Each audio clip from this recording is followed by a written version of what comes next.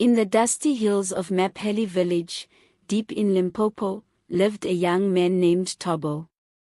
He was strong and kind-hearted, spending his days under the blazing sun tending his small patch of mealies and sorghum. His rendezvous was simple: mud wall smoothed by hand, a thatched roof, and a kraal for his few goats. Tobo worked hard, singing old songs to the wind as he hoed the red earth. But his heart felt empty. He watched other men walk home with their wives, sharing laughter around the evening fire, and longed for someone to share his days and nights. One fierce summer storm swept across the valley. Thunder cracked like ancestors shouting, and rain pounded the ground into mud. As Tobo sheltered inside, a soft knock came at his door. He opened it to find a young woman standing there, soaked and shivering. She was the most beautiful person he had ever seen, skin glowing like polished ebony, eyes deep and bright as the stars over the bushveld. Her name was Lerato. She said she had lost her way in the storm and had no family or home left. Tobo, with his gentle nature, offered her shelter, warm pap, and a blanket by the fire. Days turned to weeks, and Tobo fell deeply in love with Lerato. She was wise, gentle, and brought peace to his home. Before they married under the ancient marula tree, Lerato sat Tobo down. Her eyes were serious. "Tobo, I love you with all my heart. I will be your wife and stand by you always. But you must promise me one thing, never to be broken. At night, when I sleep, the rendezvous must remain in total darkness. Never light a candle, a lamp, or even a match to look upon me while I dream. If light falls on me in sleep, I will vanish forever, and sorrow will follow us both." Tobo laughed softly, took her hands, and promised without hesitation. It seemed such a small thing. They married in a simple ceremony with villagers singing and drumming, and Lerato became his world. After the wedding, strange blessings came. Tobo's fields, once thin and struggling, burst with life. His mealies grew tall and golden, sorghum heads heavy, goats multiplied, and kids played fat and healthy. Soon he had more cattle than many in Mapheli, and he built a larger rendezvous with a strong roof. The village marveled. Tobo was no longer poor, he traded at the market and bought beads and cloth for Lerato. But success breeds envy. Under the big baobab tree, men gathered to talk. A jealous neighbor named Jabulani grumbled, "How did Tobo go from nothing to this?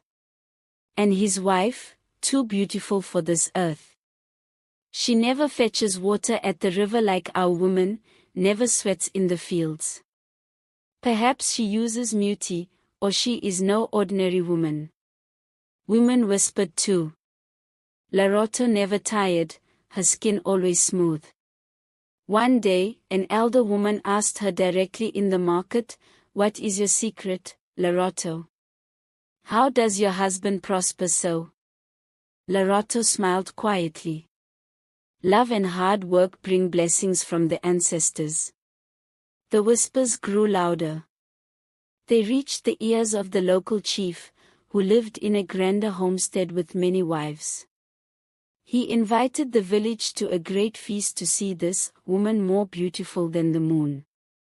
At the chief's feast, drums beat, and dancers moved like shadows. When Tobo and Lerato arrived, silence fell. Lerato wore a simple beaded dress, yet she shone. The chief rose, eyes greedy. "Tobo, you are blessed. But tell us, how did a simple farmer find such a prize?" "She belongs in a chief's kraal." His advisor, an old man with sharp eyes, whispered, "She is not of this world, my chief. Ask what she hides in the dark." The chief laughed and mocked, "No children yet. Perhaps she is a spirit who steals luck. The crowd chuckled. Tobo defended her, but shame burned in his chest. Lorotto stood quietly, eyes down. That night, walking home under the stars, Tobo was silent. Doubt crept in like mist. Why the darkness? What was she hiding? Days passed. Tobo grew distant. Jabulani and others visited with sorghum beer, urging him, a man must know his wife fully. Light one candle, just to see. If she is true, she'll stay. If not, better to know now. Tobo resisted, but pride and curiosity gnawed. One night, after Lorotto prepared Mogadu and pap, they lay down. She blew out the paraffin lamp. Darkness wrapped them. Lorotto slept peacefully. Tobo's heart raced. He reached for a hidden candle and match. Just one look, he whispered. The match flared. He lit the candle. Soft light filled the rendezvous. He turned it toward Lorotto, and gasped. She was not monstrous. She was radiant, her body woven from shimmering starlight and moonlight, more beautiful than any dream. But tears streamed down her face in sleep, and with each tear, a piece of her light faded into nothing. Tobo realized in horror, she was a daughter of the stars, giving her own essence to bless him. The wealth was her life force. Lorotto's eyes opened. The light revealed her. She did not rage. Sadness filled her gaze. Tobo, why could you not trust our love in the darkness? Why bring the light of doubt? He tried to snuff the flame, but it was too late. Her form flickered, fading. I came to find a man who loved the heart, not the eyes. You listened to jealousy instead. She floated toward the window. The promise is broken. My light returns to the sky. Goodbye, my love. May your riches comfort you. With a final glow, Lorotto vanished. The rendezvous shook. Outside, fields withered, mealies turned to dust, cattle to stones, wealth to dry leaves. By dawn, Tobo's home was once more a small, leaking rendezvous. He sat in the dirt, weeping. Villagers mocked him. Jabulani laughed, see. His wife was a trickster spirit. Tobo ignored them. He cared only for Lorotto. He wandered to the hill where the storm first brought her, calling her name. No answer. A wise old owl in a tree spoke, you seek a star daughter. She is in the palace of clouds. Climb the mountain of silence, but it will test your heart with greed and fear. Tobo climbed. The mountain sent visions, piles of gold, beautiful women promising no secrets. He refused them all. I want only her heart. At a cave halfway up, an old woman with kind eyes held an unlit ice candle. To bring her back, give up your story. She will return plain, no magic, no wealth. You will be poor forever. Can you love her then? Tobo smiled. With her, I am rich. She gave him a black stone. At the peak, he threw it at the moon.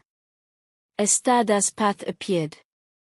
Lorotto descended, not glowing, but ordinary, thin, simple clothes, plain face. I have no light left, she said. No blessings. Just me. Is that enough? Tobo embraced her. More than enough. He returned to Map Heli. Villagers jeered. The chief taxed them heavily, called Lorotto plain. But Tobo and Lorotto lived simply, working the fields, sharing what little they had. A sickness struck the village. Rich and poor suffered. Laroto, knowing forest herbs from her star days, healed many, even Jebuloni's family, the chief's wife. She asked nothing but kindness. Slowly, people changed.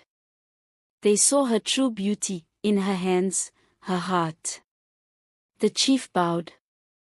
You showed me wealth is shared, not hoarded. Tobo and Laroto refused riches. They stayed in their small rendezvous.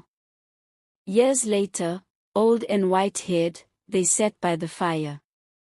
A young man asked their secret to a happy marriage. Tobo held up the old burned candle stub.